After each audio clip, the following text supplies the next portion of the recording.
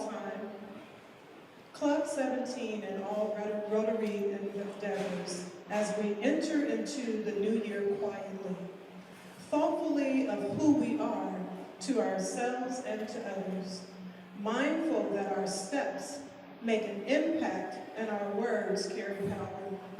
May we walk gently. May we speak only after we have listened well. Creator of all life, help us enter the new year reverently, aware that you have endowed every creature and plant, every person and habitat with beauty and purpose. May we regard the world with tenderness. May we honor rather than destroy. Lovers of all souls, help us enter the new year joyfully, willing to laugh and dance and dream, remembering many gifts with thanks and looking forward to blessings yet to come. May we welcome this lavish love in the new year. May your grace and peace bless us now and in the days ahead. And may we witness peace in the Middle East. Amen. Amen. Now the four-way test. Is it the truth? Is it fair to all concerned? Will it build goodwill and better friendships? And will it be beneficial to all concerned? Thank you. You may be seated. So Trevor Pohlman, will you introduce us to our guests and visiting Rotarians? Come on up, Trevor. But first, Nessa McGuire, would you please stand? Drew Emmert, would you please stand? Esteban Palais, would you please stand? And let's all together wish them a happy birthday. 1, 2, 3, happy birthday. All right, Trevor. President Doug, good afternoon, Cincinnati Rotary.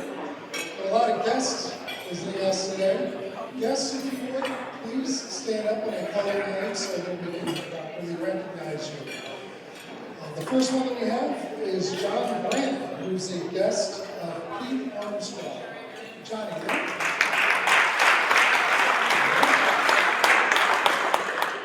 Karen Lilly is a guest of Bonnie Reddick.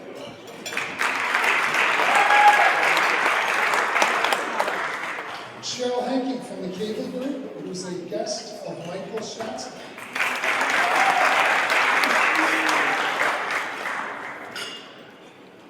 Hannah Lembright from Casa del Paz, also a guest of Michael Schatz.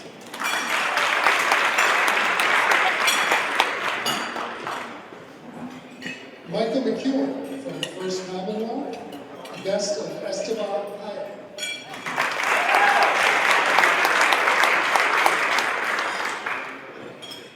Lee Taylor from Lee Taylor Photography, a guest of Maury Quinlivan.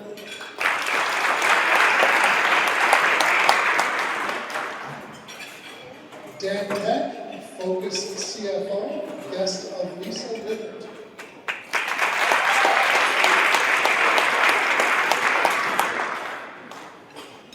We have two guests, both Ron and Cindy Morris, who are guests of our speaker, Duane Pohlman.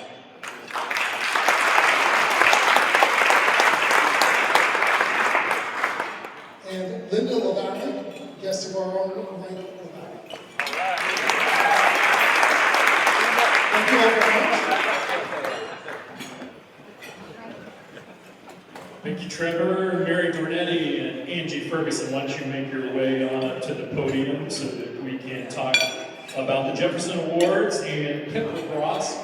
But before we do that, come on up, ladies. And Bonnie Reddick brought a guest, and Bonnie Reddick is our sponsor of today's meeting. Let's give her a big round of applause. All right, Mary, tell us about the Jefferson Awards.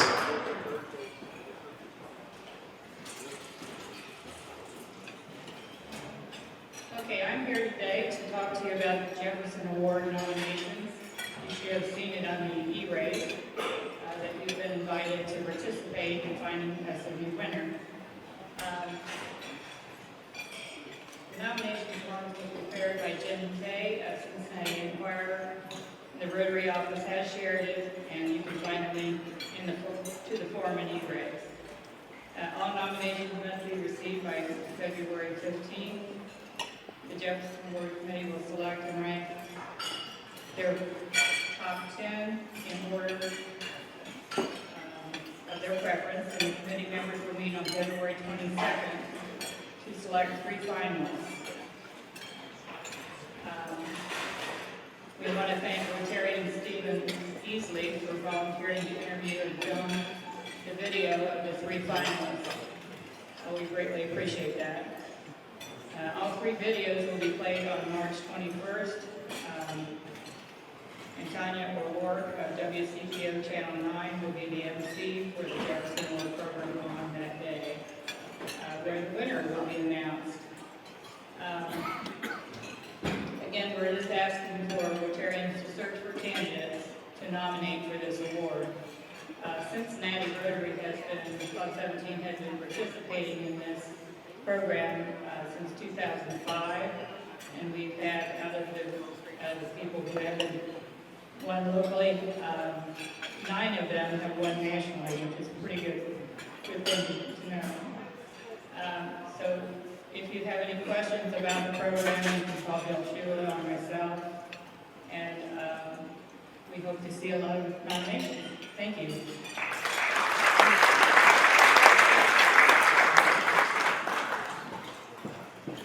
Hey, hello everyone, Happy New Year. I am excited to tell you about our new event coming up in February. It is the Mardi Gras of pickleball. It is pickleball. There are several options for how you can participate at pickleball. This is going to be the main fundraiser for the Rotary Foundation of Cincinnati. So this is sort of to take the place of the Believe to Achieve. So if you were a big supporter in the past, please consider doing so for pickleball. You do not have to be a pickleball player to enjoy pickleball. There are a few different options. The first option is from 4 to 7. You can be a part of the actual tournament. Our tournament was designed by one of the owners at Aces Pickleball and Kitchen. It's a very unique format. Round 1 is going to be pool play. You play with a lot of different players, gain points. Whoever gets the most points, the top half, move on to pool play. The house pro at Aces will pair you with another player, and you'll do pool play to start to eliminate. And then we have our medal round. And the medal round is who wins gold, silver, and bronze. In between there, we're going to have a showcase match where local pros are going to have a showcase and we'll all be able to watch. As the showcase match and the medal round are happening, the round 2 of guests will come in. If you're not a pickleball player, this is where you come in. You can buy the open all ticket. It is open bar, open food, open courts. You can watch the showcase round. You can watch the medal round. You can take a pickleball 101 lesson from the house pros after they finish their showcase match. There is truly something for everyone. If you don't want to play and you'd rather socialize, Aces has a fabulous kitchen, phenomenal drinks. We're going to have a signature cocktail, a signature mocktail. All the food is Mardi Gras themed. It's going to be a wonderful time. This is the QR code. We are hoping to engage people outside of Rotary, bring some people in to get to know us, fundraise from outside of our 4 walls. So our event is on Eventbrite. It's not through DAC-TV, so we're using a regular sign-up format for Eventbrite. I am an Eventbrite rookie. I spent probably 40 hours trying to figure out, program all of this. So have mercy on me if there's something that is a fluke. But if you want to do the tournament and you want to do open all, so you want to be there for the whole event, there is a discount code of the word Rotary. So you type Rotary in the discount code box and you will get $25 off. We are looking for 2 things. Volunteers, we need 5 court hosts. Mary Brandstetter is in charge of volunteers. If you are interested in helping out with the event, please see Mary. We are also looking for somebody to help with food and beverage, although I think we may have a candidate for that to design the menu and the signature cocktail. But more than anything, we need people to donate items for the silent auction. So consider top shelf liquor, restaurant gift cards, sporting events, anything you can think of that would be attractive to our attendees. We have to show out for ACEs. That's what I love to see. Please turn those in by February 2nd, and there is a form that you will fill out in order to get the fair market value for those donations. Let us know if you have any questions. Myself, Jim, anybody on our crew, you'll find out lots of details at Eventbrite. Thanks.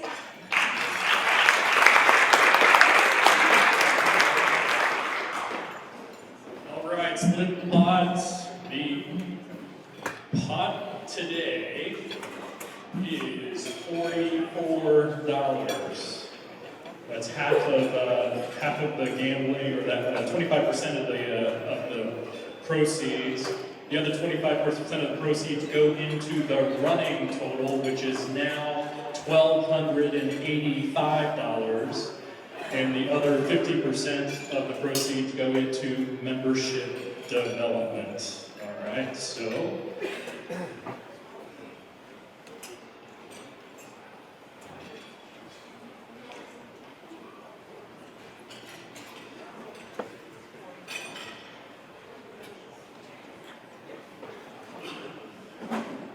The winning ticket is 553091. 553091. And the winner over here, which is Duane, one of your guests. So, good job. He can win the pot, but he cannot participate in the rolling pot. So sorry that $12.85 is not available to you. But that just means for us Rotarians, next week's pot gets even bigger. So good news for us. So 5 things before we actually hear from Duane. 5 things that you need to know. Hopefully you can put 3 or 4 or maybe even 5 things on your calendar. Next week's meeting is a very special meeting hosted by the Corporate Member Roundtable called Navigating Mental Health. Let's talk about workplace and community solutions. Kate Schroeder, President and CEO of Interact for Health, Jennifer Zimmerman from BI3, and Dr. Paul Crosby, the President of the Linder Center, will be our featured speakers for that very special program. You'll want to make sure that you are in attendance next week. Number 2, join us for our next neighborhood coffee on Tuesday, January 23rd from 8 to 10 a.m. at Wyoming Community Coffee on Springfield Pike. Please feel free to bring guests or a prospective member. RSVPs are welcome in DAC-DB, but are not required. Number 3, Rotary Euchre that evening, Tuesday, January 23, hosted by Jim Junker and Jeff Weir at Commons Clubhouse. All levels of playing ability, newcomers to Euchre are most welcome, but please RSVP by January 18th to Jeff Weir. Number 4, the Red Light Annual Holiday Party will be held on Saturday, January 27th from 6 to 8:30 at the Metropolitan Club. The cost to attend is just $30 per person, includes heavy hors d'oeuvres and lots of drinking. Parking is located under the building. Please register through DAC-DB. And then last, but probably most important, number 5, just a reminder that the first Saturday of every month is our hands-on service at the Free Store Food Bank. Last Saturday, our hearty group of volunteers, 14 of them, will you stand if you participated in that hands-on service last week? Let's give them a big round of applause. So these folks packed 17 pallets of food that will be helping 680 senior citizens in our community. And the next volunteer opportunity is Saturday, February 3rd from 1 to 3:30 p.m. So we hope that more of you will come back and more of you will participate in number 5. Last announcement is your board of directors is the only committee meeting today at 1:30 downstairs, where every good board meeting is held by the bar. Okay? And that's it. So Chuck Martz, come on up and let's introduce our speaker as a former print news journalist. Whenever two journalists get together, the first thing that we always commiserate is about the state of journalism today. There's 25,000 fewer working journalists today than there were 20 years ago. And obviously that's causing crisis in our society. And Duane's line to me was, don't look to TV broadcasting to solve the problem. So let's hear more from Chuck Martz about Duane Pohlman. Chuck? Good afternoon, everybody. It's really a pleasure for me to introduce Duane Pohlman from Channel 12. He's an anchor, he's the lead investigative reporter. But I first met Duane when I was probably about 7 or 8 years old on my little Schwinn and with my banana seat and my sissy bar, and if anybody knows what that is, you're really old. So, Duane and his family grew up about a mile from me, and you know, that sounds like a long way, but in farm country, that's next door neighbors. So, really pleased to be able to have this opportunity. And Duane has had a really, really distinguished career in journalism, all the way from covering Operation Desert Storm and also in Bosnia. Then on the home front, what Duane's really about is accountability. And it's about holding people accountable, holding governments accountable, and doing the hard work to really dig into the truth, including his most recent one, looking at radioactive contamination in Portsmouth, which had led to a lot of cancer and a lot of hardship for people. So really excellent work, and that's been recognized so many times. He has been awarded the Best Investigative Journalist in 5 different states, and just recently he was the very first Emil Dansker Award winner for Outstanding Achievement in Journalism. So we are very lucky to have Duane in our community and doing the hard work of figuring out what is going on with many of our activities. So with that, Duane Pohlman.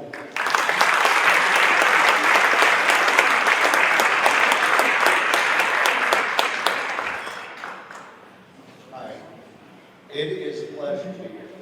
And really was very pleased to hear the formation of the Rotary around ethics, because that's near and dear to what we're trying to hammer home on journalists right now.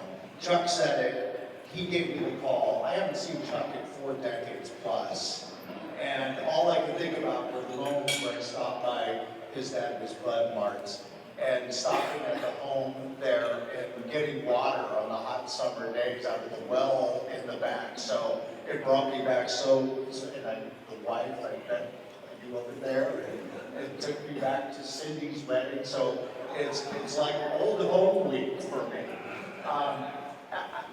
I think the invitation here, I don't often get a chance to say yes to many because I'm on the road a lot. But beyond Chuck asking me, I did a little research on Rotary, and I really do appreciate what this group stands for. So thank you for having me here. We're trying to get through this. I'm going to give you all of these titles. That's who I am. These are the things I've done. That's really what I want to be remembered for in my career, journalist.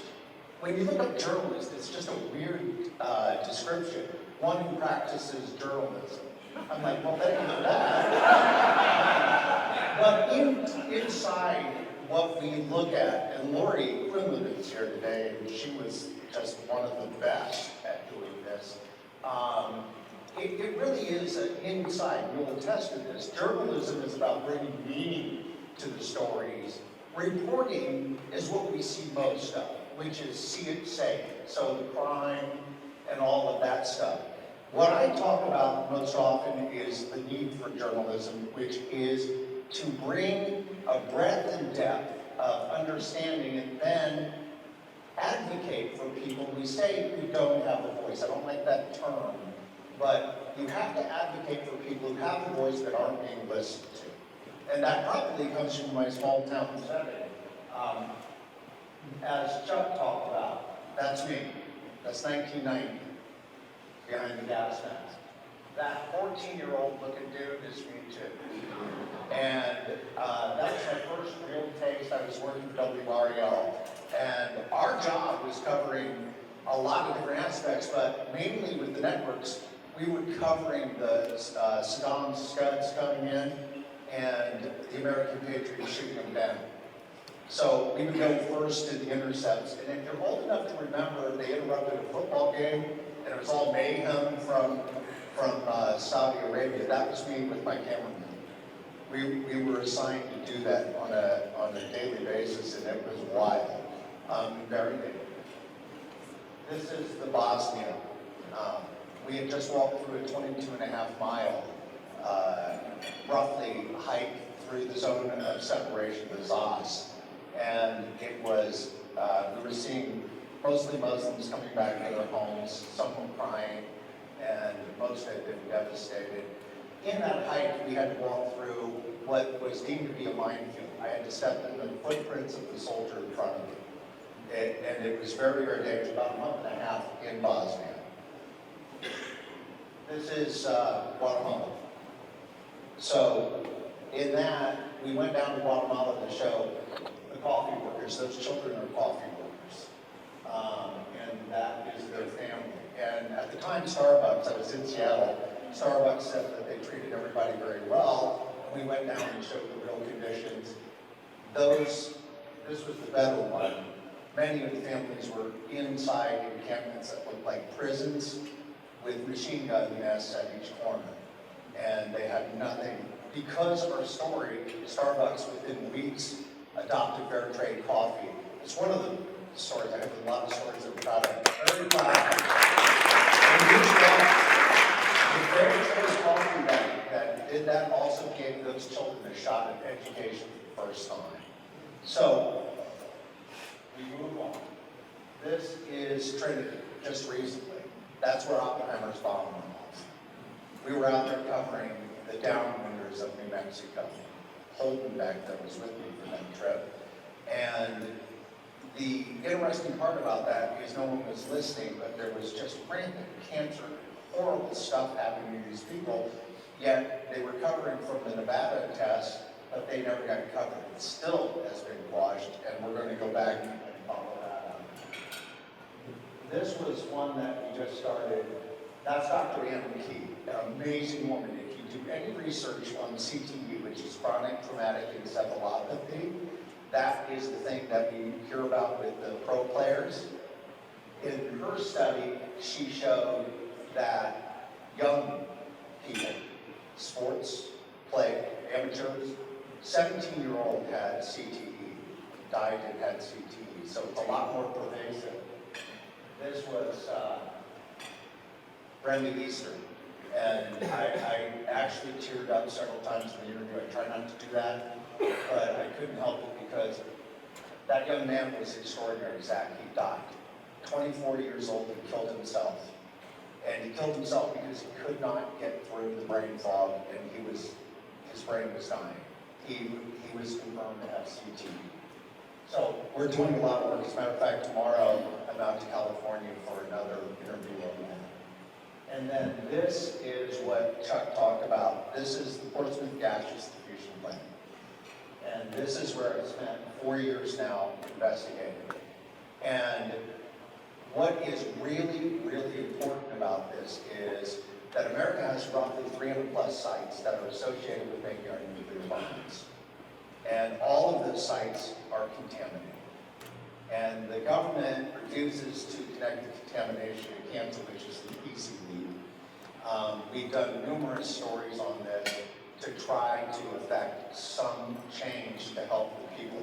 The fact is that you will never, ever clean up these sites. They're dirty forever, reasonably. I want to show you the biggest find in this was where I had done a lot of digging through paperwork, and I could not understand how they had plutonium at a uranium enrichment plant in southern Ohio. Markers like things like americium and neptunium, which are markers for plutonium. The fact is the documents pointed me to the answer, and that answer was Russia. And this story explains that. I want to show it.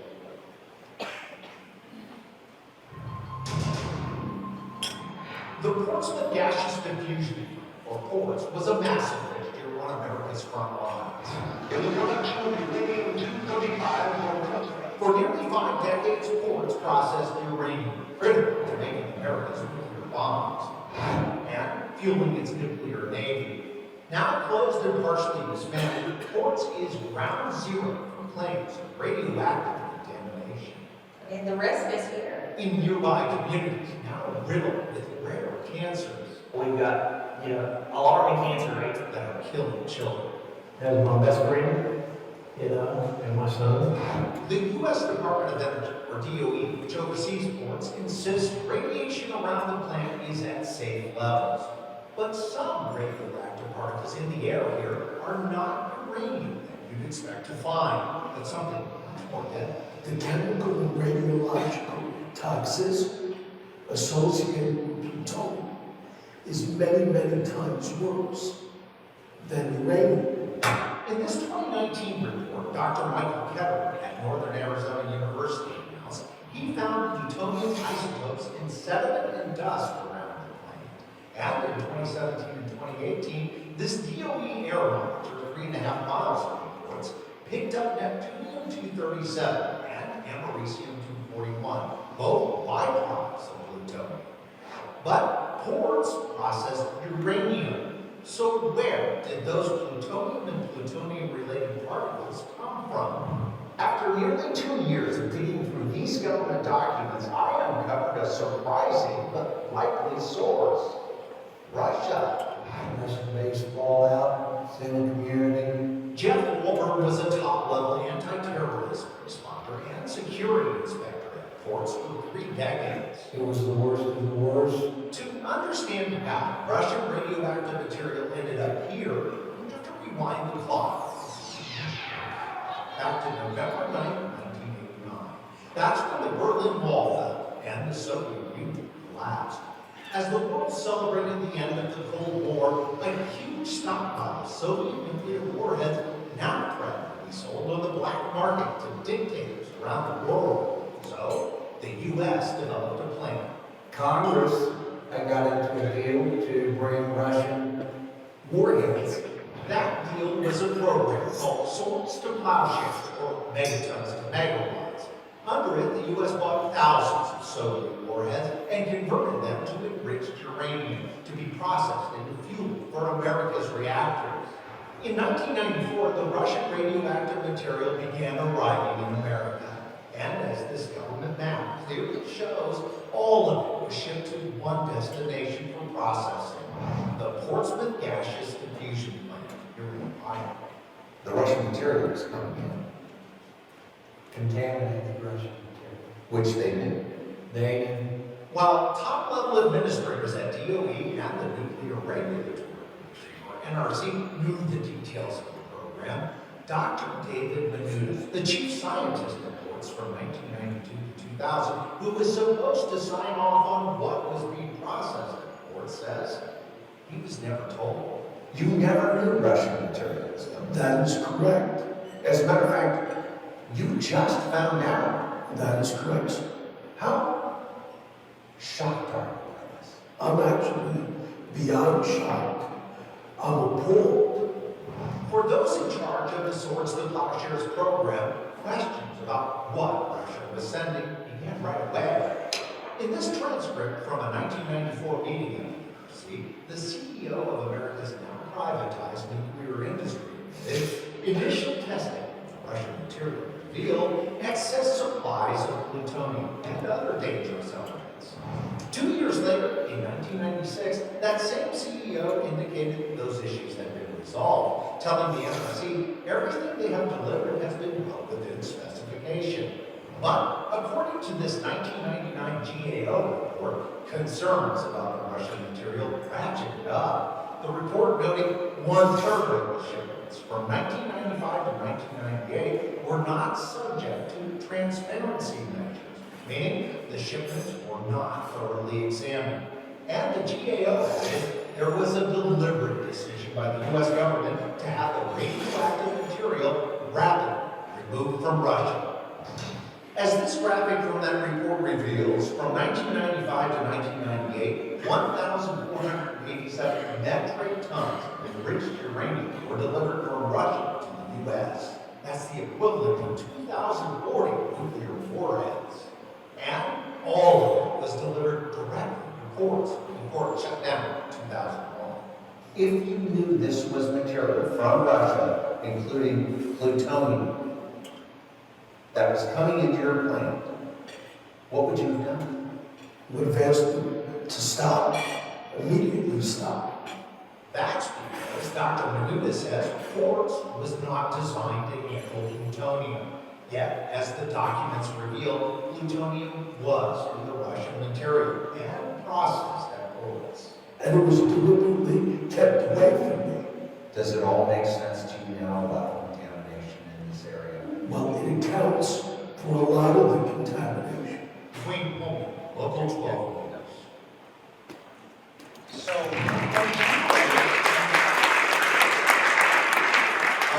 that's a 6+ minute report that ran on local news, and not only on our station, it ran across the country, a version of this. And so I have the great luxury of time to do this and time to put it on the air.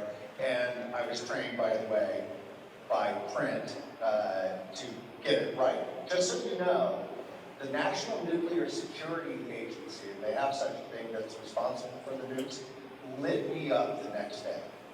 They said, you're the worst journalist we've ever seen, you're all lies and etc. And we had a long talk because they were claiming that it was inaccurate. You take those seriously, right? At the end of the day, they just said, I said, tell me where I'm inaccurate and disprove me. Give me documents. We've been asking for these. And at the end, he said, we'll give you a ton of documents, but it's not so much that you were inaccurate, you were misleading, and there was a perception. I said, I can't help that. But they really went after us hard on it, and they wanted us to pull the story, and we said, no, we're not doing that. So that is why I get those, is all of these, right? And it looks like I'm really proud of them, but it's because I get the chance to do this, and it's recognized. Am I happy? Am I content? No. And here's why. This is what we're facing. Journalism is indeed dying. I don't need to tell you that, right? You see it right in front of your eyes. I want to ask you a real quick question. You do a show of hands, and we really appreciate it. How many read a physical newspaper at least once a week? Great group. Subscribe to newspaper online. Nice. Watch local news at least twice a week. Go to the station's website. Watch cable news. Fox, CNN, etc. How many of you get your news from the internet and social media? You have to be honest.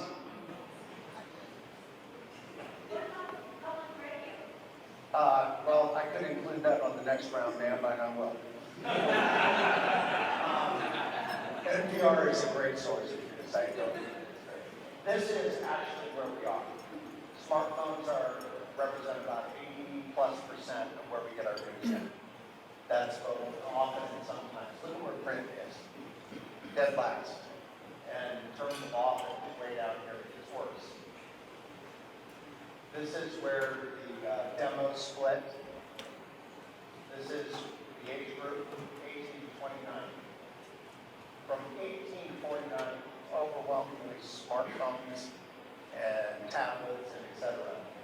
You don't get until here when this becomes about 20% in print. And I am a big believer in print as the guiding light for journalism. reading the newspaper, you can read all this you want.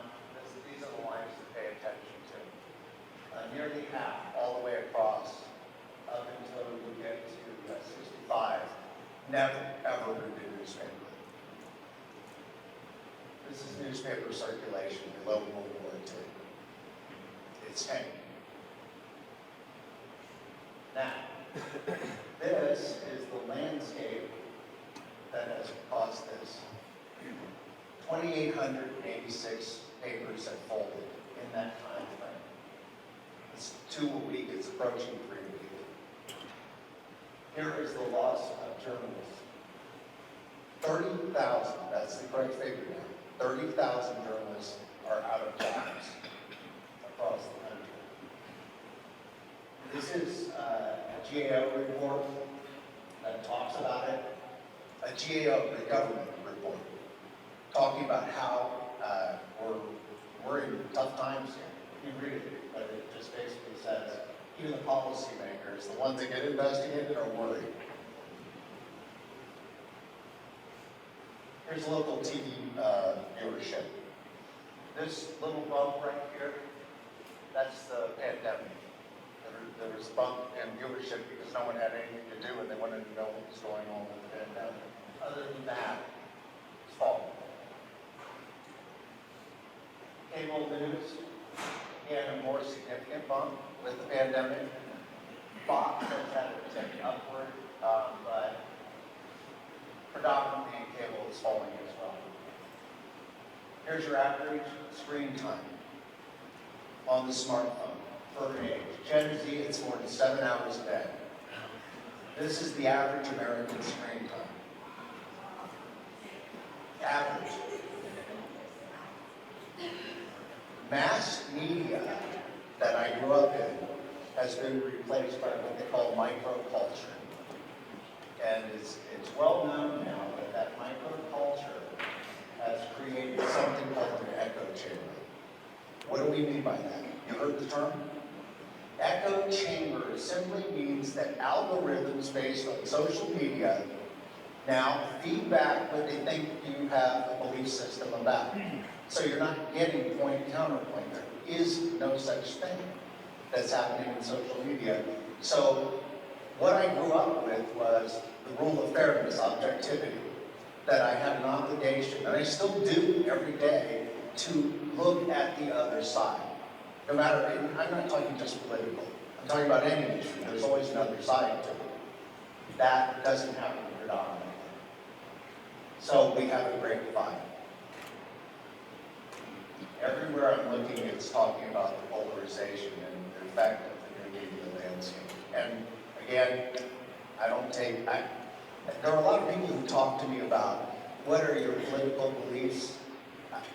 I don't have political beliefs. I believe both parties have big problems and the country's in trouble. I don't care beyond that. I don't. Future of journalism, I just want to get here quickly because I want to make sure I don't go over. What is it? What is it going to be? I can tell you no one really knows. Nonprofit news is one of the models right now. You may have heard of this, ProPublica. That's nonprofit news that was started with several $1 million donation. They do great work. It's fed to others predominantly. This is another one, the Texas Tribune. Also good work. A lot of community-based journalism there, which means that they do a lot of reach out. And the Lens in New Orleans, there are a couple 100 to 300 more now. This is the Ohio Center for Journalism that I co-founded. I don't deal with the editorial of it, but I believe that we needed to substitute on space because Ohio was facing the same thing. It operates out of Ohio. It's won many, many awards. But I'm sorry to say, this isn't sustainable. Nonprofits for news, and I've been in the space of talking to people about, we need your money to help do this. And they're like, why would I give money to journalism? And they don't quite understand that. Now that's changing, but it's really, really tough over the long term to do this. The business model needs to be reinvented. I'll get to that in a second. This is one of the areas where I think it's going to gravitate to. Specialized expert reporting. What do I mean by that? Scientist, journalist, lawyer, journalist. You see this on kind of cable, the migration of this. Environmentalist journalist. This is the one that scares the hell out of me. Politician journalist, that's predominant on cable.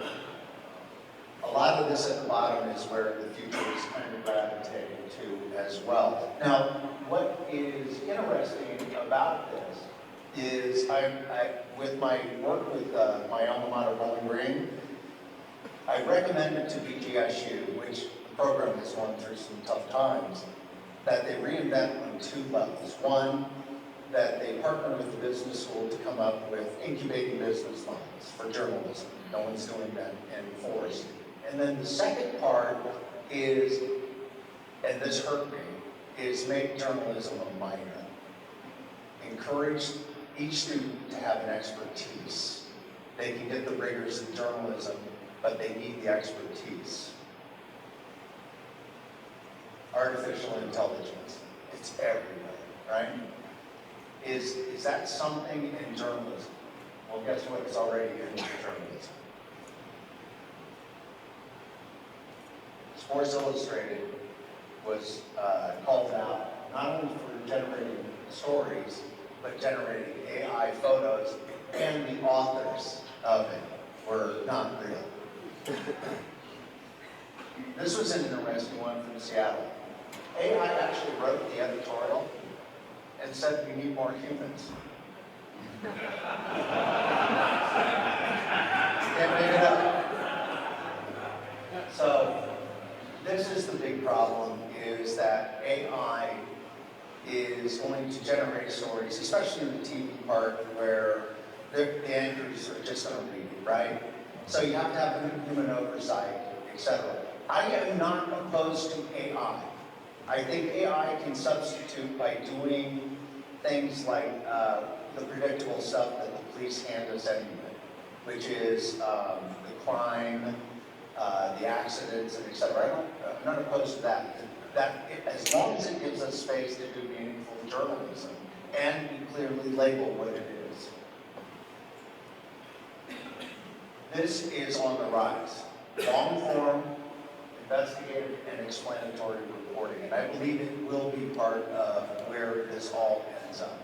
That the other predictable telegraph kind of stuff will be what it is, the noise. But this is where we have to live in journalism. The question is, how do we pay for it?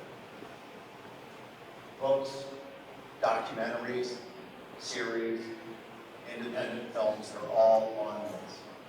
The one thing that I want to get to is this. Are you familiar with Web 3.0? Okay, so the World Wide Web, WWW, has been reinvented. It's already being transformed. And what this is turning eyeballs into information. So the commodity of eyeballs, advertising eyeballs, is about to change to the value of the information. So data and original information become king on the commodity of the internet. You should read on Web 3.0, it's fascinating.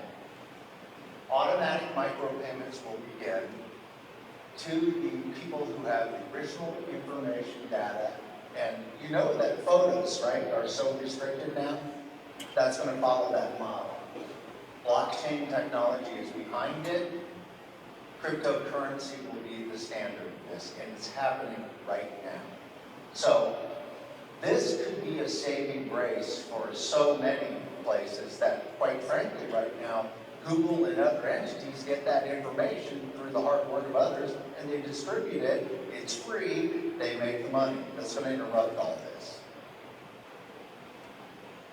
Again, new business models. Craigslist killed newspapers. Craigslist. Is that even around anymore? I don't know. The point of it is newspapers, we didn't know this on the TV side, but newspapers were 40 to 50% funded through classified ads. The disruption was Craigslist. And now they didn't have that revenue and it never caught up. Am I right? One of the areas I'm exploring a lot is the Hollywood model. Not because I want to be in Hollywood.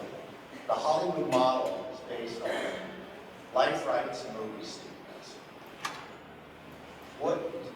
The concept of life rights is real simple. We go out as journalists all the time and we cover heroes, we cover people who've had extraordinary lives. These are human beings, but they're characters in the sense of the literary term. Hollywood capitalizes on that by swooping in and signing the rights to a person's story. One of the elevator pitches on this that I made is, tell me how many movies were based on one article in the New York Times. There are more than 100. Now tell me how much the New York Times or the journalist made from that movie. Only in a few cases was anything made. The rest of the time, is zero. Because it's literally fair use. So we have to take a look at all of this.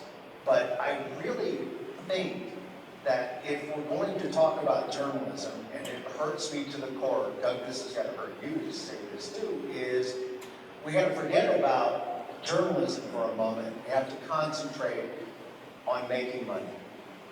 Because it is America, and we got to make money at it. And so much of what we're doing is based on the right stuff, but it's not going to be supported unless the business model has gotten right. Okay, we're at the end. So that's basically a quick trip through my brain on where I'm at.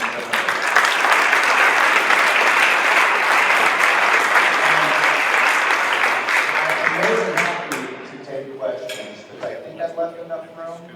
Yeah? Wow, I hit the time mark, don't tell anyone. You know I gotta take the first question from Lori.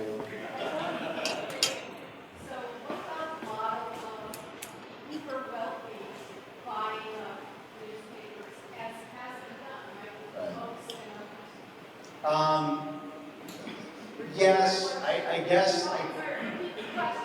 So the question is, what about the uber wealthy buying up the particularly the papers, Washington Post, among them, the Bezos model. The problem with that is that you can only do so much out of altruism. Even Bezos lost a ton of dough at the Post and had to pull back a little from the ambitious stuff. It's a temporary fix, in my opinion. One thing I know about wealthy people, and I know quite a few of them, they like to make money.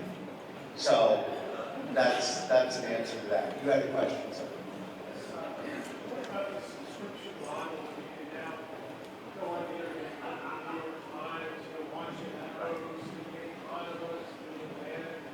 So the question is about subscription models and paywalls. I assume you would put into that.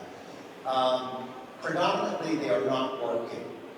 And they don't work for two reasons. People don't like to pay for the news. We let that cat out of the bag a long time ago when we gave it away on the internet for free. So you can't pull that genie back in. Makes metaphor, we get it. The other part is it's still advertiser based, and advertisers don't like paywalls and they don't like subscription models because they prevent a flow of eyeballs to sell their goods. So that's, again, and we can see a lot of papers that struggle with that. I know the New York Times just did the third time launch of the subscription model, and it's not meeting well. So again, I don't think that that's the answer either. Someone else have a hand? Yes. I read online a couple of weeks ago, folks online are asking true, that the reason that newspapers are dying is because people don't believe journalists anymore. Well, So that percentage of folks that feel that they are so biased in one direction or the other, that they use the internet to search out what the truth really is. You know, the bias question, is legitimate for this reason. Without saying I'm on the side, the model started with Fox. Fox came in, Murdoch had to come up with a business model. His business model was for one community that was not being heard, and that became a very successful model. The others picked it up. What you had is distinct leaning toward one or the other, and not a lot of, the other side. So we had that split. Before that, I have worked in newsrooms where I'll just be honest that there were reporters who never let the facts get in the way of a good story. And I've seen that happen. We don't police ourselves well. One of the things that I've been involved in intermittently is professionalizing journalism, which the industry really, well, the journalists don't like because they don't like to have any oversight. But unless you can say what a legitimate journalist is. Now, I ran the ethics committee. It's real simple. Factual, tell the truth, be transparent, and everyone forgets the last part, which is do least harm. We have an obligation to do least harm. And everything that I see is blowing past that obligation in general. When you say the bias, there's a distinct bias. There's actually a movement right now that's taken all over that one cannot be truly objective. I don't buy that. So in other words, objectivity was taken out of the code of ethics, and I tried to bring it back in. And the reason is they say you bring your own bias. There's actually a lot of study about that. But my answer is, are you saying that a jury can't be objective? I mean, should we just get rid of that too? It's a goal that you should always rise, just like the Rotary moment, which is putting others before self. That's what this is all about. And if it's an ideal that you're going after, which is a noble ideal, the fourth estate ideal, which is to find the truth out when no one else can, give the megaphone to people who are being oppressed for whatever reason, and go and solve it, not by yourself, but get to the people who will solve it. If for no other reason, they don't want to be embarrassed. They're voted out of office. That's kind of what we do. So there are a lot of us still practicing that, but I will give you this. There are too many who are not fair, who have agenda. And I see it too. How many more? Zero?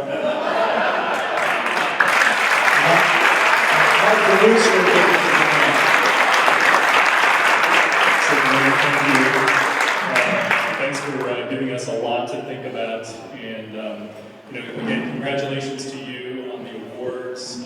Congratulations to you on sticking it out. I asked him when I sat down, "What's your exit strategy?" I had one. Lori had one, and he said, "I don't have an exit strategy. I'm going to keep doing this."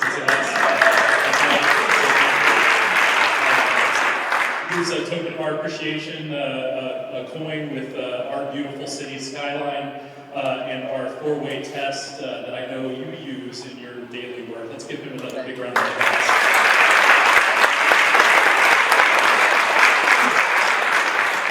So again, 5 things for you to put on your calendar over the next, say, 10 to 12 days. But most important is you received an email today to register for next week's meeting. Make sure that you do that, EDAC-DB, as soon as possible. Make it a great day. Thanks for starting your year, a great year for the Rotary Club of Cincinnati. Meeting adjourned.